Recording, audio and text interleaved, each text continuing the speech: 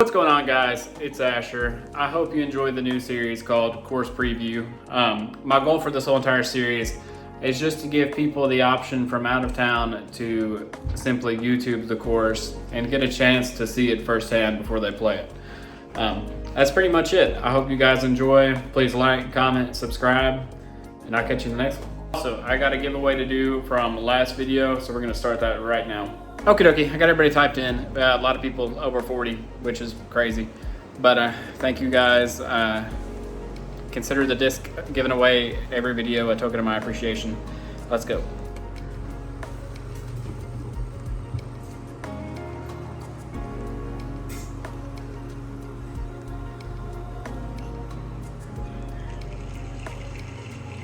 Congrats, JC Disc Golf. Hit me up on Instagram, Asher Anders. We'll get it sent to you.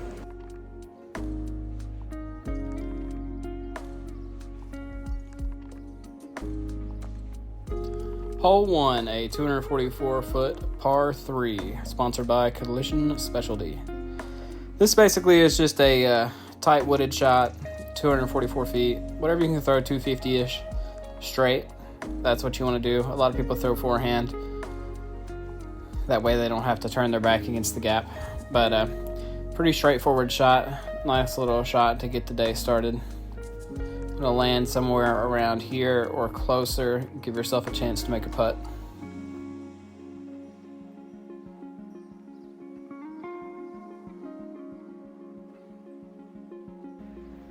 Hole 2, a 380-foot par 3 that is right next to the creek. So this hole is generally pretty tough because it's the first shot that you really have to rip one. Typically we play this tall grass right in front of the camera right here, OB, as well as the creek and the tall grass along the creek. Hole 3, a 512-foot par 4. Most people are typically taking a forehand off this tee or a backhand turnover. You got to go Mando left side of this first tree right here. You want to land anywhere in this vicinity to maybe right about here. Throw a nice little upshot. Give yourself a chance to make a putt. The green right here is a little more sloped than the camera shows, but it's generally a pretty simple 3. Hole 4, a 298-foot par 3.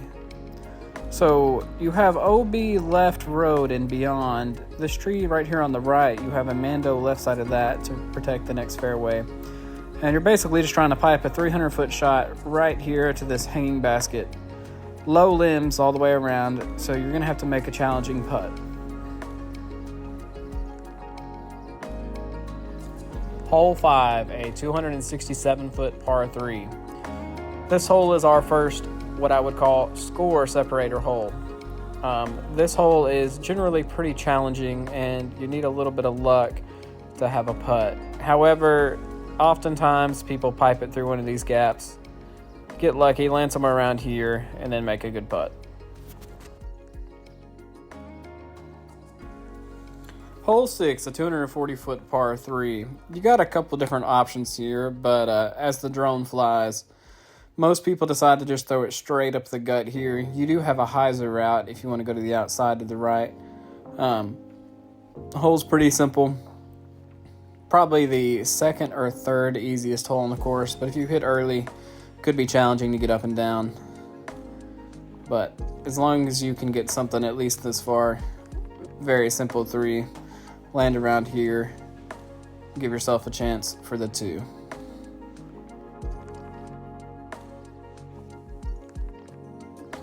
Hole 7, a 247-foot par 3. According to the last tournament, this is the easiest hole on the course, which is to be expected if you've played here before. I'm taking the path less traveled currently on the drone. Most people go to the right of that big tree right there, and then it's just a simple hyzer, about 250 feet, straight to this landing zone right about here. Make a 30-foot putt, make a 20-foot putt, make a tap-in putt. Simple hole. Hole 8 is a 410-foot par 3. Probably plays closer to 430 in true golf distance. You have a giant creek to the right. Definitely plenty of space though. And then about 50 feet deep of the basket, you also have another creek. So even for the people that have the distance, it is still a challenging shot. Hole 9, a 310-foot par 3. Personally, my favorite hole on the course. What most people do is they hang the disc out over the OB right here, and they're going to have the swooping hyzer that comes in and lands right around the basket. This is the riskiest play, but I think it is the most common way to get the 2.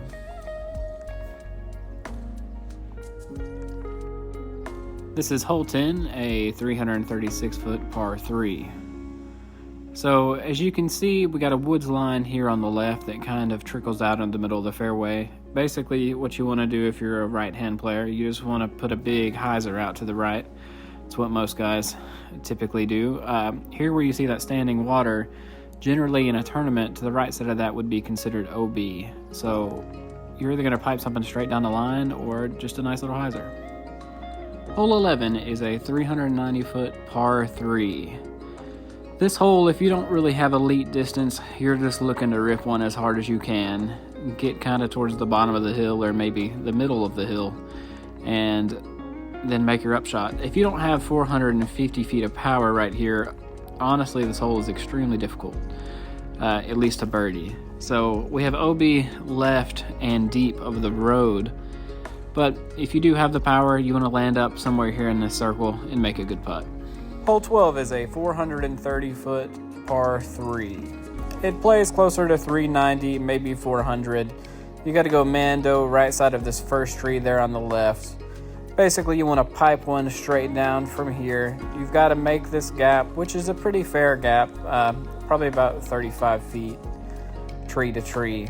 You want to aim towards the stairs here, let it slow fade, land somewhere possibly past this pole, and give yourself a long look. This hole plays pretty difficult compared to most on the course.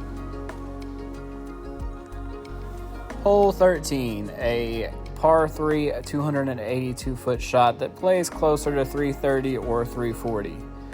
Most people are going to take a big backhand turnover, pipe it right in between these two trees, and let it fade towards the basket. The forehand is also there, but most people choose to go on the right side of the tree and throw a little bit of a flex. Either way, you want to make it up on top of this hill, slowly fade towards the right, and give yourself a putt. This is a tough hole because you can't feel the wind from the tee pad, but it's there. Hole 14, a 565-foot par 4. This hole is dedicated to a good friend, Eugene Barty. Most people are taking a backhand turnover and just kind of trying to hit this initial gap and get lucky. If you have elite forehand distance, then you're trying to smash a forehand down here and land somewhere on the right. As long as you land anywhere in this general vicinity, that makes your second shot a lot easier and gives you a chance to make a putt.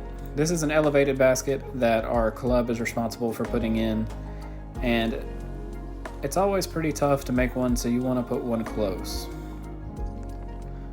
This is definitely our signature hole. Hole 15, a 523-foot par 4. I know what you're thinking. 524 feet par 4, that's pretty short. Well, honestly, I think it plays closer to 630, 640 because of the elevation change. Most guys or gals are looking to land somewhere here-ish towards the top of the hill. The key is kind of to land as much to the right as possible to make your upshot a little more simple on this sloped green.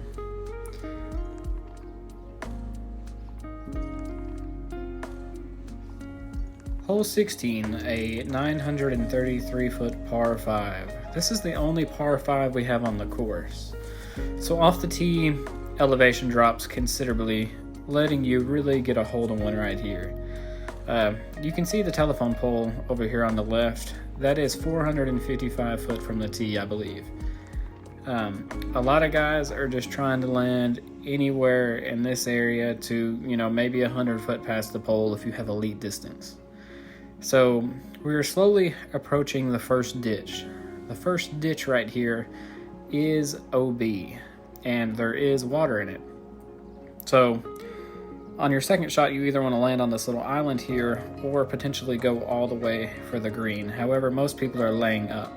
The second ditch plays casual typically, and then you want to land somewhere up here and give yourself a chance to make a good putt. Hole 17, a 423-foot par 3 that is slightly uphill.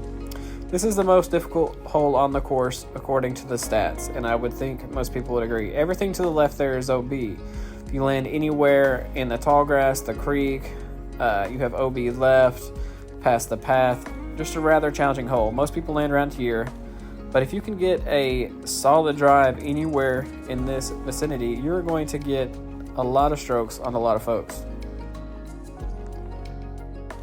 Hole 18, a 296-foot par 3. I personally think it plays a little shorter than that. All you got to do is miss this one tree here to the right of where I'm flying. Most people take a big forehand, swing it out wide, and try to land somewhere close to the basket. However, there is OB to the left of the walking path and deep of the walking path and a walking path on the right side. Doesn't play as an island, but it kind of is. Here's a little extra. Grove Creek does have a driving range, so stop on by, warm up, test your distance. Get humbled because no one throws as far as they say they do, so try it out. Y'all let me know if you enjoyed the new series. In order to be entered into a chance to win a disc from this video, comment down below one thing we could change or add or whatever. We have a pretty good relationship with the city.